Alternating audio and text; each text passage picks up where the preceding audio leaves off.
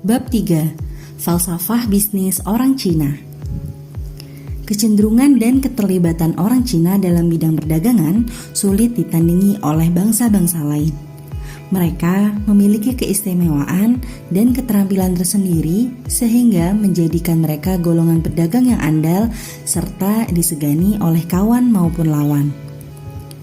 Sekilas, terlihat bahwa orang Cina seperti dilahirkan untuk berdagang. Mereka bukan saja berbakat, melainkan juga terampil mengendalikan setiap urusan perdagangan, mulai dari tahapan perundingan sampai proses penjualan dan mengurus keuangan. Bakat itu sebenarnya tidak dianugerahkan kepada mereka begitu saja. Orang Cina memperolehnya melalui waktu yang lama dan harus menghadapi segala kesulitan dalam perdagangan. Sejarah orang Cina menunjukkan bahwa kebanyakan dari mereka terlibat dalam pertanian. Hanya segelintir orang yang melibatkan diri dalam perdagangan. Dahulu, para pedagang tidak mendapat tempat yang tinggi dalam masyarakat Cina. Mereka menduduki strata sosial paling rendah dalam struktur masyarakat pada masa itu yang berpegang teguh pada ajaran Konfusianisme. Dalam ajaran Konfusianisme, golongan sarjana dan ilmuwan disanjung dan menduduki hierarki paling tinggi dalam sistem sosial orang Cina. Hierarki ini diikuti oleh pegawai administrasi kerajaan dan tentara. Golongan pedagang tidak begitu dihormati karena mereka terlibat dalam kegiatan pengambilan untung secara berlebihan. Oleh karena itu, kehadiran mereka dianggap sebagai penindasan terhadap banyak orang. Mereka mementingkan diri sendiri dan tidak banyak menyumbang kepada masyarakat. Akan tetapi, apa yang terjadi pada masa kini adalah sebaliknya. Golongan pedagang mempunyai kedudukan dan peranan yang cukup penting dalam kehidupan masyarakat Cina. Ajaran Konfusianisme sudah ditafsirkan kembali dan diberi nafas baru sebagai pencetus semangat bagi orang Cina agar melibatkan diri dalam perdagangan. Perubahan sosiopolitik di negara Cina mendorong banyak orang Cina hijrah ke Asia Tenggara untuk mencari penghidupan dan peluang yang baru. Selain mencari rezeki, mereka menyimpan impian untuk menjadi kaya. Namun, kehidupan di perantauan tidaklah mudah. Mereka terpaksa bergelut dengan berbagai tantangan dan rintangan. Kesulitan inilah yang membentuk jiwa yang kuat dan memberikan satu persepsi baru kepada orang Cina bahwa untuk sukses, mereka harus berdagang. Perasaan tidak aman dan terancam memberikan motivasi bagi orang Cina agar melibatkan diri dalam perdagangan. Falsafah dan pemikiran Konfusianisme dijadikan dasar untuk mengubah kehidupan mereka dan keluarganya. Orang Cina percaya bahwa hanya dengan bekerja keras dan berani membuka peluang, mereka akan berhasil. Keberhasilan dan kegagalan bergantung pada sikap, usaha, dan keyakinan.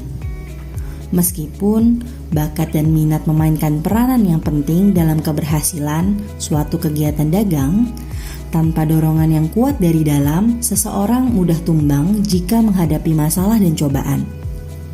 Bakat dapat dipupuk, sedangkan keterampilan dapat dipelajari melalui pengalaman dan pelajaran. Yang lebih penting, pedagang harus bersikap serius dan mempunyai komitmen untuk menyukseskan perdagangannya. Banyak pedagang gagal karena bersikap hangat-hangat tai ayam dan sekedar ikut-ikutan. Jika orang lain berdagang, dia pun berdagang. Berdagang tidak boleh ikut-ikutan dan dilakukan untuk suka-suka saja. Berdagang dapat dijadikan sebagai hobi, tetapi bukan untuk mengisi waktu luang. Lebih-lebih lagi dijadikan permainan untuk menyenangkan hati semata. Perdagangan adalah bidang yang serius yang menuntut perhatian penuh, juga tenaga, komitmen, waktu, dan pengorbanan yang tidak sedikit. Perdagangan juga merupakan satu bentuk perjuangan yang menentukan hidup matinya seorang pedagang. Perdagangan ibarat harga diri yang harus dipertahankan. Tidak ada orang yang suka akan kegagalan. Hanya orang yang pernah gagal dalam perdagangan yang dapat merasakan arti kegagalan yang sebenarnya. Rasa malu, tertekan, dan seolah-olah martabat yang sudah tercabut dari dirinya. Dalam perdagangan, tidaklah mudah bagi seseorang yang sudah jatuh untuk bangkit kembali. Jika dapat berbuat demikian, dia akan menjadi pedagang yang hebat dan berhasil. Pedagang yang jatuh akan merasa sakit, tetapi rasa sakit itulah yang membuatnya bangkit kembali.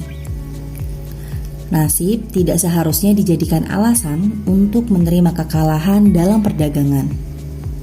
Setiap pedagang dapat mengambil hikmah dan belajar dari kegagalannya. Mereka harus mengevaluasi segala kekurangan, kelemahan, kesalahan, dan kegagalan. Mereka harus belajar dari segala kegagalan itu. Jatuh bangun dan untung rugi dalam perdagangan adalah satu bentuk pembelajaran yang harus dilalui oleh pedagang. Pengalaman inilah yang menjadikannya kuat, teguh, dan tidak mudah goyang ketika berhadapan dengan badai serta angin topan. Orang Cina seringkali mewariskan pengalaman berdagang mereka kepada anak cucunya. Karena itulah mereka memperkenalkan perdagangan kepada anak-anak sejak kecil.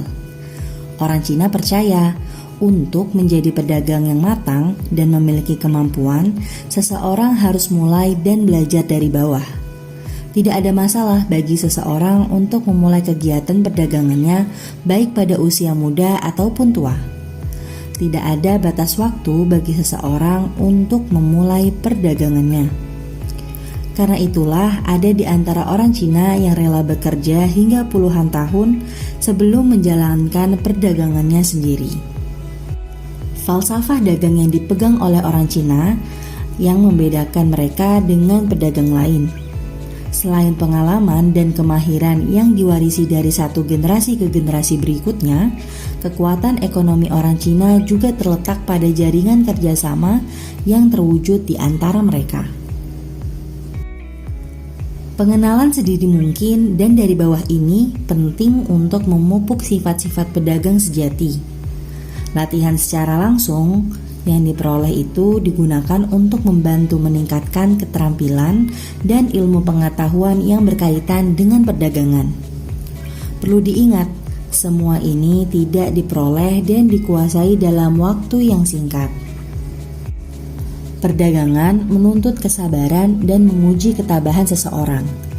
Walaupun perdagangan dianggap sebagai jalan untuk menjadi kaya, kekayaan dan keuntungan tidak diperoleh dalam sekejap mata dan dengan cara yang mudah. Orang Cina tidak suka berdagang dengan cara ingin gampangnya saja tanpa mengeluarkan usaha dan modal. Itu bukan ciri perdagangan yang digemari oleh orang Cina, karena perdagangan jenis ini tidak akan bertahan lama. Orang Cina lebih suka memilih perdagangan yang dapat memberikan mereka keuntungan yang berkelanjutan dan untuk jangka waktu yang panjang. Dalam falsafah dagang orang Cina, pedagang tidak boleh mengharapkan keuntungan pada saat baru memulai perdagangannya. Mereka harus bersiap-siap menghadapi segala kemungkinan, seperti kerugian dan kegagalan pada tahap awal. Untuk itu, mereka harus mempunyai modal yang kuat dan sumber keuangan yang dapat digunakan selama masa krisis itu. Keuntungan yang diperoleh sebaiknya tidak dibelanjakan. Jika perlu, jangan diganggu. Keuntungan harus digunakan untuk menambah modal kerja dan melakukan investasi. Keuntungan yang bakal diperoleh bergantung pada berapa banyak investasi yang sudah dilakukan. Jadi sebenarnya setiap perdagangan perlu direncanakan dengan teliti, diurus dengan benar, dan diusahakan dengan sepenuh hati.